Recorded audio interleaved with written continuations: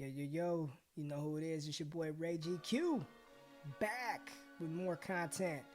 It's that time. It is draft season, and it's a very interesting time. It's a very interesting draft season because we don't have all of the pre-draft stuff with the pro days and all of the hype surrounding that leading up to the NFL draft because of everything that's going on with the coronavirus.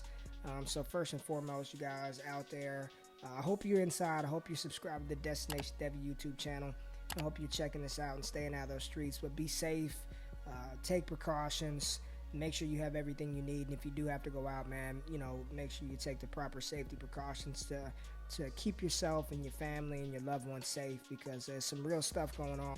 But you're here as a relief to all of that stuff. And you're here because you love Dynasty. You want to make the right decisions for your franchise. And I'm entertaining. Y'all like talking to me. You like rocking with me. I'm glad that you're here. But this new segment that I have, it's going to be quick hitting, not even analysis, man, just conversation. At this point in time in the rookie draft season, we all have the same information. Every analyst, we know the market share for these wide receivers. You know how many rushing yards Clyde Edwards-Helaire has. You know how many tackles Cam Akers has broken. You know how many receptions Henry Ruggs had in his career. You know how fast they were at the combine. But just my thought and opinion on these players, how they performed, what I believe their value is at the next level, in an entertaining format to just talk about it, man. And I'm calling this segment the Pack.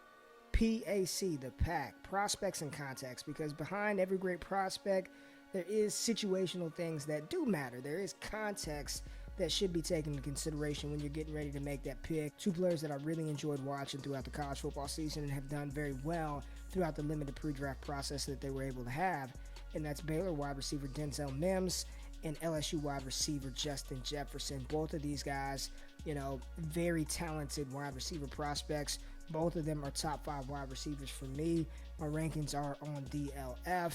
And I think both of these guys have a very good floor, safe wide receiver prospects at the next level. Mr. 4TD game himself, Justin Jefferson. I mean, man, that LSU offense was ridiculous. And I'm not going to go through all of the accolades that offense had. We know about Joe Burrow. We know Clyde Edwards-Helaire. We know that Jamar Chase is an absolute stud and is going to be a freak next year in 2021. My question to myself is, how much of Justin Jefferson's production, those 111 receptions, those 1,500 yards, 18 TDs, was it because he played on that offense? And how do we value that when we're looking at making the decision between drafting him or Henry Ruggs, or him and a T. Higgins, or him and Laviska Shenault, or him and Brian Edwards? And, I land on the side of the coin that dude produced. He produced. I don't care that Joe Burrow threw 60 touchdown passes. I mean, that matters. But, Justin Jefferson, he did his thing on that offense, man. The way that he wins and in the route the way that he plays, where he lines up, how he wins, it's just so impressive. And this kid did it next to a 1,700-yard Biletnikoff Award-winning wide receiver. He did it with the 1,400-yard rusher in the backfield. He didn't shy away from the competition. He didn't let Terrace Marshall take over that number 2 role. It was him. He was like, Devin, I had over 800 yards receiving as a sophomore. I know Jamar Chase may get the accolade, may get the star-studded affair, the acclaim, but I'm a beast. And I'm telling you now, Justin Jefferson, he's a first-round wide receiver. In single quarterback leagues, there's no way y'all should be letting him fall outside of the first round. And when I'm thinking about his maturation from high school to where he is about to be a professional, and the kid wasn't even recruited, really. I mean, he barely got an offer to LSU, was a 2-star prospect, I believe, had a verified 4.88 40, and then he goes to the combine and says, you know what? The LSU strength and conditioning program got me right, and I'm going to go out here and drop a 4.4 on your head. And then I'm going to dip out on y'all. I don't even have to do anything else. Let my 111 receptions speak for itself. And that's absolutely what he did. This is my wide receiver 4 in the class. Jefferson is a dog. Jefferson is a beast. I like him. And if I had to comp him to somebody, which I don't like doing that very much, but he reminds me of a Tyler Boyd. I'm not drafting Justin Jefferson to be a top 5 wide receiver. I'm not drafting him to be a top 10. Do I believe that's within his range of outcomes at the next level? Absolutely. If in a couple of years you told me that, Justin Jefferson was wide receiver 11, finished wide receiver 11 in PPR formats, I wouldn't be shocked. But I'm not drafting him for that.